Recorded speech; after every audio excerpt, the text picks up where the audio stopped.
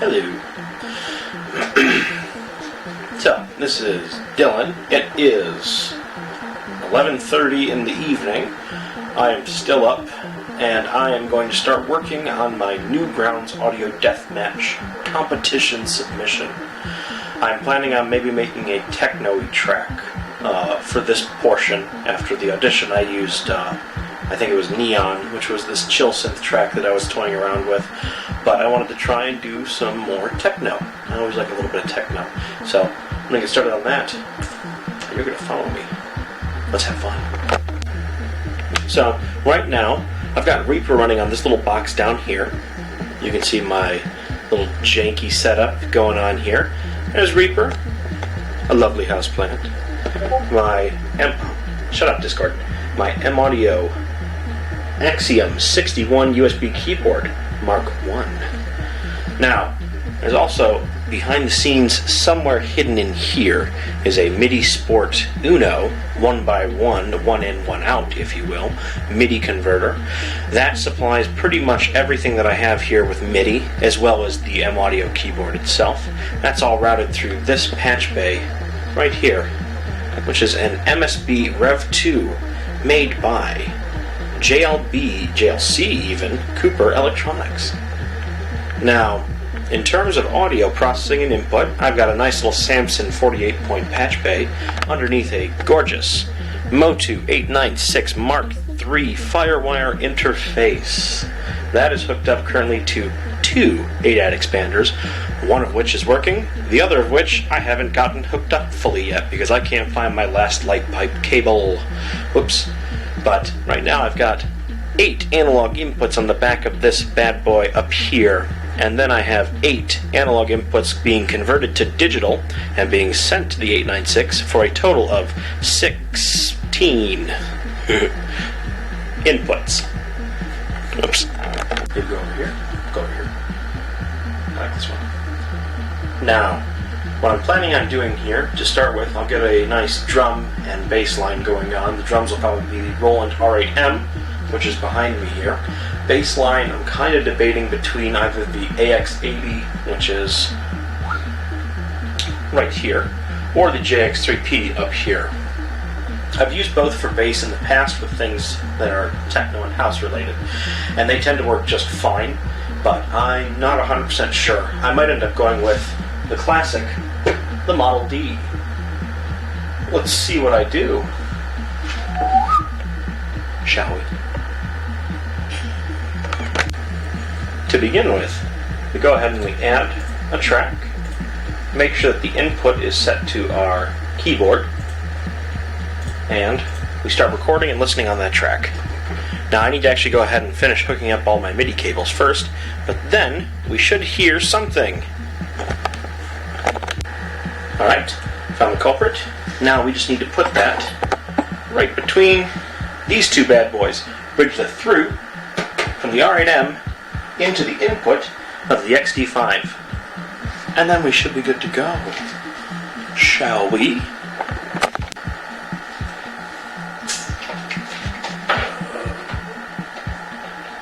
Oh, I hate doing this blind.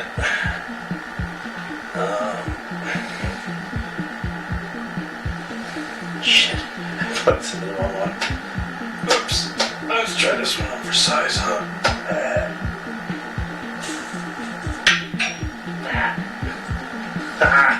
Help. Okay. One down. One to go.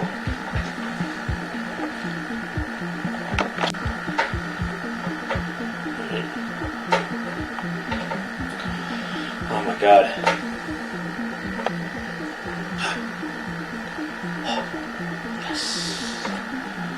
Sweet, sweet MIDI. Let's see here. I still need to set that up right. Hold on. Suddenly I've realized I'm an idiot. I didn't actually set the output of this at all. How do I do that again? Help. Help.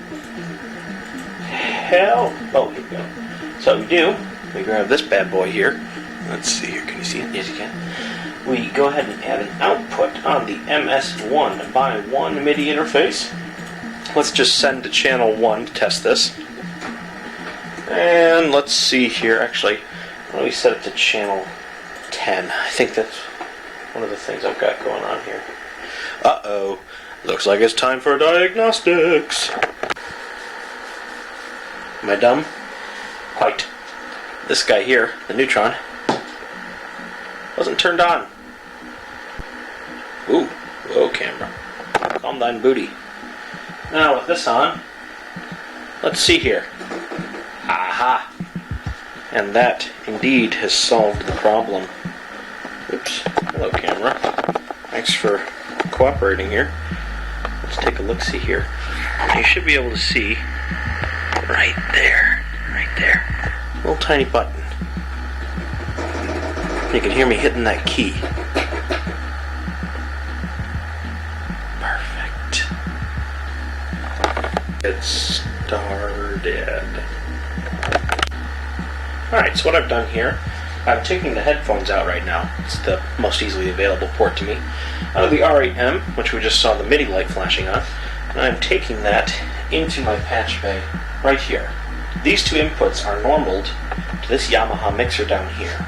In this case, I'm putting them out to channel 1 and channel 2. It has an onboard spring reverb, which is kind of fun to exploit, especially on drum patterns. Sudden bursts of spring reverb add a weird, well, I mean, springy kind of sound, a very, very noisy, chaotic reverb that I'm quite a fan of. So, why don't we go ahead and get that hooked up so you can take a listen. Hold on. Okay, so what we're going to do here, we're going to go ahead and patch directly out through here. Those two channels here on the end signify the output of my Yamaha EM150 Mark II analog summing console. We are then going to take that, whoa, come with me buddy, we're going to take that directly into inputs, let's say 1 and 2 for now. Okay, cool. Now 1 and 2 normally actually work with the JX3P here. As you'll notice, you can't hear this anymore. That is because I've just normaled the input, or rather I've broken the normaled input from the JX3P into my audio interface. By doing that, now we should be able to hear the drums. Neat. Alright, so I've got a little tiny test pattern for our drums here, and you can hear it right about now. So everything's working fine, and I can live play a few things here as well. All sorts of weird sounds on this bank that I've created here. So stuff like, you know, your typical rim shot, 808 kind of 606-y snare, 808 clap, this weird thing, some toms, pretty good, some cymbals, weird, all sorts of stuff. Down towards the lower end, we've also got some bongos. So I thought, now that I got the drums over there working just fine, why don't I work a little bit on the pads? This is kind of my favorite part here, is messing around with chords. Things like this. Ooh, sounds quite nice.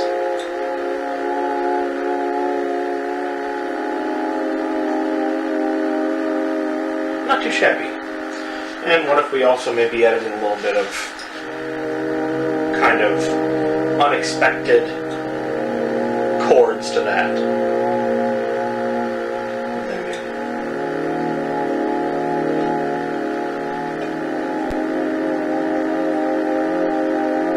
Or, better yet, why don't I take this AX80 up here,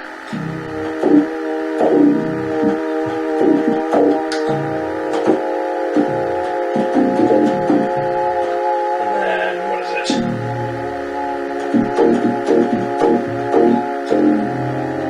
Get that nice acid bassy sound. But yeah, I thought that might be an interesting chord progression to play around with, and I'm sure I can develop it a little bit further from there. Let me go ahead and hit this. So here I'm doing a little bit of editing.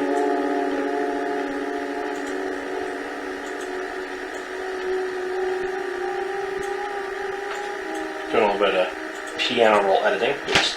Good. Gotta remember double click actually does that. Whoops daisies. Now I'm trying to remember exactly what did I play. So I played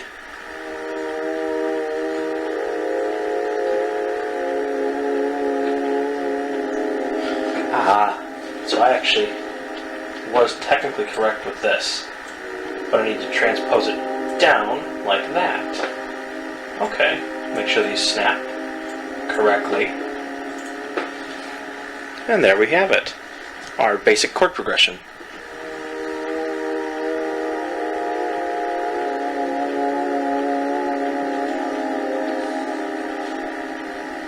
Real neato.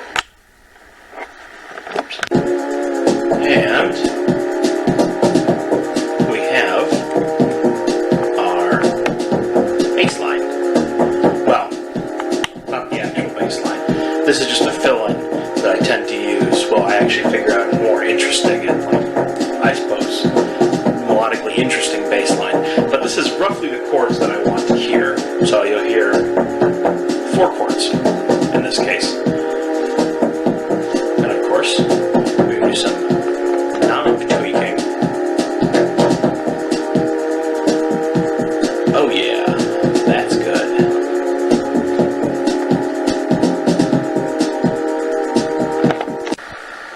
Alright, so our track is missing a little bit of something right now. The neutron here I tend to use for arpeggios, rapid little up and down sort of melodic passages and things like that. But I'm thinking that it might be the perfect time to introduce this bad boy into the mix. Let's see what I come up with. Shall we?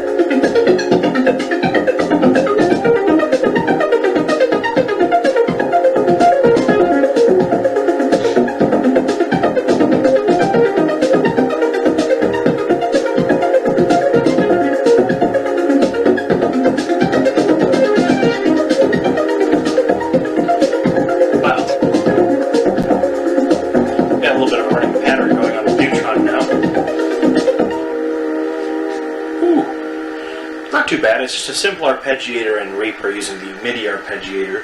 I've put a couple of variations in on that, but it's a pretty simple pattern. It's just the same chords that are being used for the JD800 right now until I figure out if I want to embellish certain notes, add in something maybe. I think my plan for now then, I'll probably stick with the arpeggiator, but I'm not 100% sure if I want to actually bake in a pattern or if I want to maybe mess around with the chords. Right now they're quite simple, but this is an okay start. It's more than I had yesterday or the day before or the day before that. So, yeah, I hope you've enjoyed this little sneak peek of what I'm up to, and hopefully we'll have this done sooner rather than later so I can actually master things. For now, though, bye-bye.